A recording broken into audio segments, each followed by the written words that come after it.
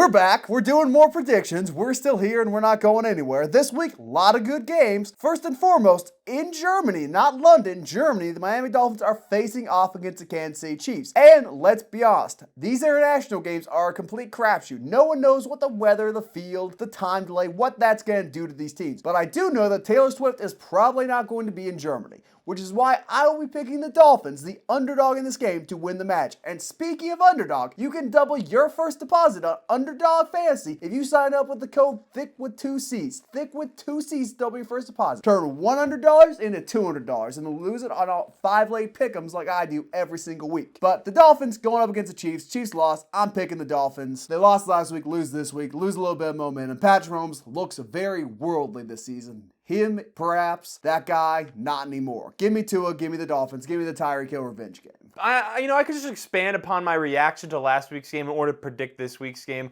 I don't care that they lost last week. It happened in a divisional game against the Broncos. Patrick Mahomes is still the best quarterback in the NFL. Are the Dolphins good? Yes, but the Chiefs are better. They're going to handle the adversity of playing overseas better than the Dolphins are. The Chiefs win that game. They're not losing 2 in a row. Next up, we have the Seahawks. You don't need to tell me to hurry up, all right? Next up, we have the Seahawks taking on the Ravens in Baltimore. Lamar Jackson, the Ravens in general, have had a great season so far. The Seahawks are 5-2. They're atop the NFC West. Geno Smith hasn't been quite as good as they were last year, but they have been getting things done offensively. DK Metcalf is back healthy. JSN slowly getting into the swing of things. But the Ravens, they're one of the best teams in the NFL right now. The defense is firing on all cylinders. The offense is getting things done. Leonard Williams isn't going to help the defense 1 week right away to stop that Ravens offense. Ravens win this week. Well, he's absolutely going to help week 1. He's going to make that unit better, particularly that weak defensive line. Adding any good player will help. But I'm picking the Ravens. You're right.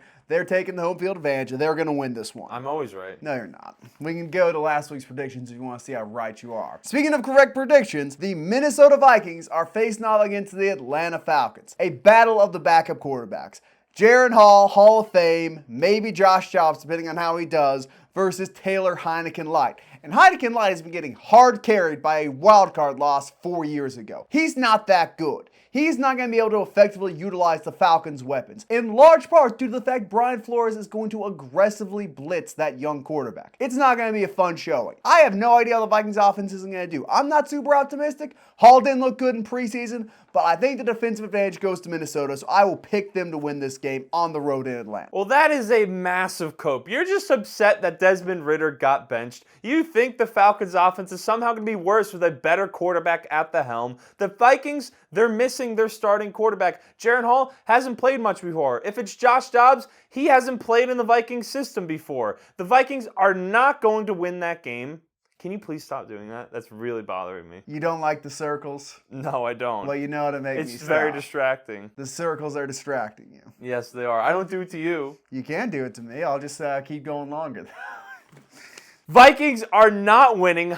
Taylor Heineke's going to have a massive game. Drake London's going to have the best game of his career, and the Vikings are losing that one. Cardinals, Browns. Cleveland has been rolling off of the strength of that defense. Kyler Murray may be back this week, but it's not going to matter. Also, Deshaun Watson may play this week. You know, he's dealing with whatever those mystery injuries are. But because of how good that Browns defense has been, they've been good enough with P.J. Walker on the offensive side of the ball. I think the Browns beat the Cardinals. I'm inclined to say Kyler probably is coming back, given the Cardinals just traded their starting quarterback. If he's not, Cardinals are cooked anyway, so it doesn't really matter. Give me the Browns based off the defense. That's all I really need to say. It's the Cardinals, man. Come on.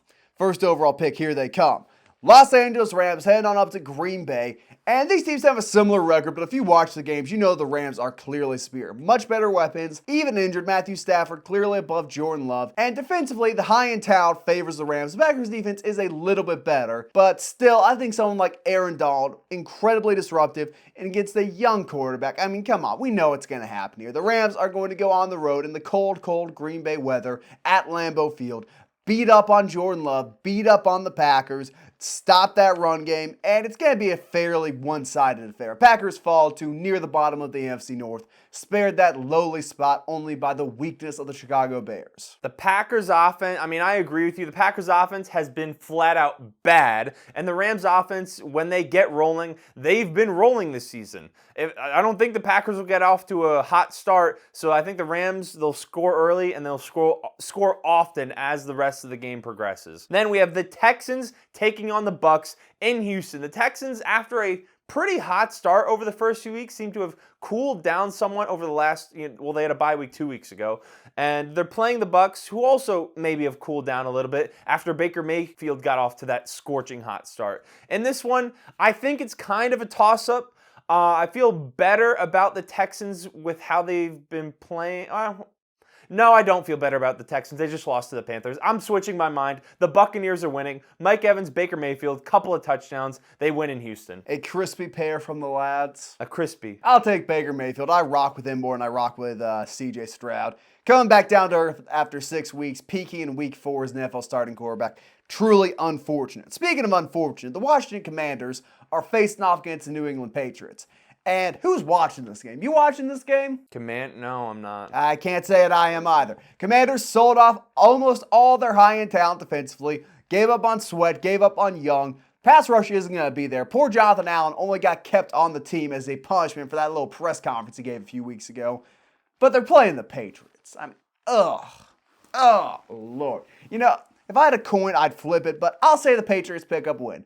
Better coached, better defensively, even though all the injuries have happened. And I don't know if the Commanders' offense is going to be able to get enough going, particularly with a young quarterback against Belichick. But this is a terrible game. No one's watching this. Well, the Commanders' defense has been bad. And when you take away a bad defense's two of their best players, I can't imagine they're going to get any better. And this is a game where I think we saw a couple weeks ago from Mac Jones, where, he puts up some numbers and looks like rookie Mac Jones a little bit. I think he has a chance to get things going. I agree with Isaiah. I think they're going to get a win there. Now we have the Bears and the Saints. Also not exactly the most exciting game in the world. It's still Tyson Bagent at quarterback versus Derek Carr. But Derek Carr, he's gotten hot at various points this season. They looked great last week, and I think the Saints pick up another win. To me, they're the best team in the NFC South, and I think they beat the Bears. Bagent Zero will not be disrespected by you. He is the best quarterback the Chicago Bears have had in a long, long time. Says a lot more about the Bears than it does anything else, really. Give me Chicago in this one. DJ Moore playing sweet chin music on Marshawn Lattimore's face. The offense, a little bit rolling. Buyers at the trade deadline. Nobody saw that coming. Montez Sweat, incoming $100 million contract to a dude who's never had a 10-sack season. It's going to be great. Give me the Bears in this one. Here is what should have been a battle between two promising young rookie quarterbacks, and instead we got Gardner Minshew facing off against Bryce Young all by his lonesome self. I'm going to take the Panthers. They've got momentum. They're at home. Their defense, I'd say, is a little bit better than the Colts. Offense is obviously poverty. Adam Thielen, their number one wide receiver. What are we doing here? Fantasy production aside, that guy's not good, pretty cooked. Hayden Hurst, pass catching option in the year of our Lord 2023. Miles Sanders, need I say more? The worst contract among all running backs in the NFL. But still, Bryce Young shall overcome. Bryce Young shall prevail. Give me Bryce Young over Minshew and the Indianapolis Colts. 2 wins in a row. I'd have to disagree. I just think the Panthers are so not good. And the Colts, we've seen them be very good at points this season with more offensive talent. Points where Anthony Richardson was starting for them. Well, even with Gardner Minshew, that game against the Browns, Michael Pittman, Josh Downs got involved. Jonathan Taylor is getting his legs underneath him. So I believe way more in that Colts offense than I do the Panthers offense. So I have the Colts winning that one. Now, we have a one that's going to be a game for the ages next. We have the Giants taking on the Las Vegas Raiders. The Giants, they're falling apart. Offense dead last in every single category, but the Raiders just fired their head coach. And when you fire your head coach, it seems like you get some energy. So We've seen it happen in the past. The Colts last year when they brought in Sunday, they had the one good game. That's what's going to happen for the Raiders this week. Unfortunately, it's going to hurt my Giants, but the Raiders are going to get a win. I mean, it's not hurting the Giants at this point. No one expects the Giants to make the playoffs. You are playing for that draft pick at this point. You can suck it up week to week. You want the Giants to lose, or at least you should. But the Raiders better at literally every position, most certainly better at tight end. Give me them. We know how things go in Las Vegas when they get a temporary coach. Playoffs, here they come. On to what could be a game of the week. Several very good games this week, but this is one of the best. Buffalo versus Cincinnati. And our good pal DeMar Hamlin has the opportunity to do something incredibly funny if he is on that opening kickoff play. That's fucked up. Thoughts and prayers to the family, but I think the quarterback position is going to be what matters to you the most. Burrow's got his legs under him. Who cares? His legs are small and feminine. Josh Allen's legs are massive. He's trunky, he's coastal, bigger arm, stronger jawline. Some would say more handsome, mostly men, but some would say more handsome.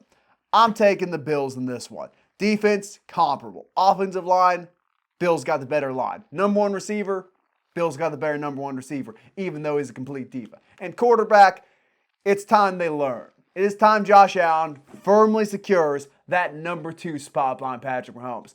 Give me Allen, give me the Bills, give me a Sunday night banger for the ages. I said it last week, and I've been saying it about the Bills. They have not looked good recently. Josh Allen is dealing with that shoulder injury. The Bengals are turning things around. They beat the 49ers. So I think this is another game where the Bengals continue to roll after their really bad start, and they get a win over the Bills. I think the Bengals they're the hotter team right now, and I don't see the Bills winning. Cowboys-Eagles, one of the biggest game in the NFC this week, and that is for sure. The Cowboys, when their defense gets off to a hot start, it fuels the offense to get things going. And the Eagles, they just picked up, Kevin Byard from the Titans to improve that secondary, which has been maybe one of the weak points on their roster this season, is defending the pass. So if the Cowboys get off to a hot start on defense and their offense can get a quick score, I think this has the potential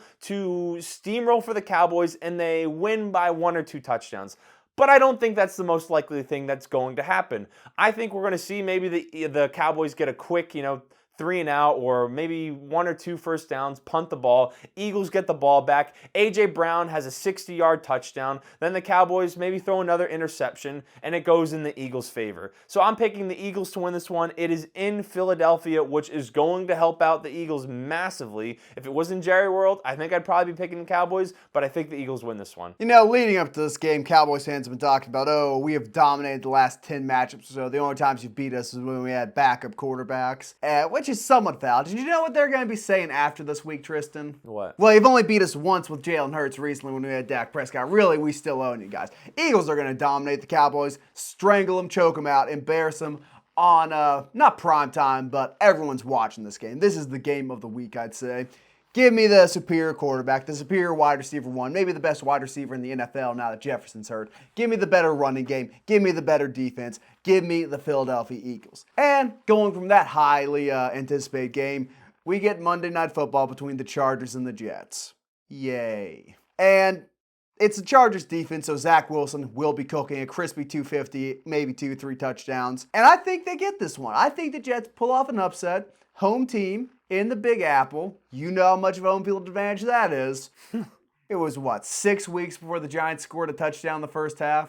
And they only scored 1 touchdown home so far in We're talking about the Jets and Chargers here. We're talking about the New Jersey home field advantage. But I think the Jets clearly better defensively, better coach, better wide receivers, I'd say, at this point in terms of, comparable wide receivers.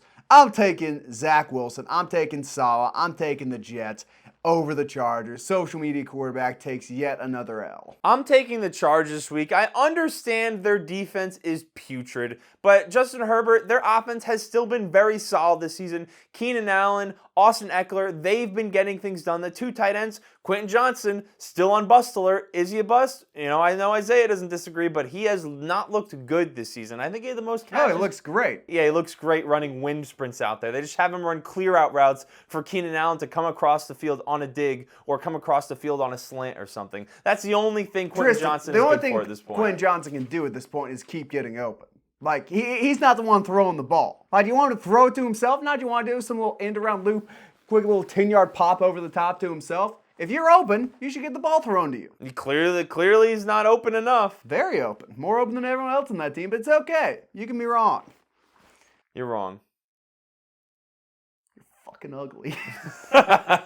No, don't end on that. We do not need to end on F-bomb. The dear Christian viewers at home. Yeah. Your mom will watch this, won't she? Maybe. Who knows? I'll be honest, no one watches this. It's very lonesome in here, according to our 40 viewers. Singing I had songs 1,700 viewers last week. What, you want a cookie? I do. Bet you do, fat boy. That's what we end on.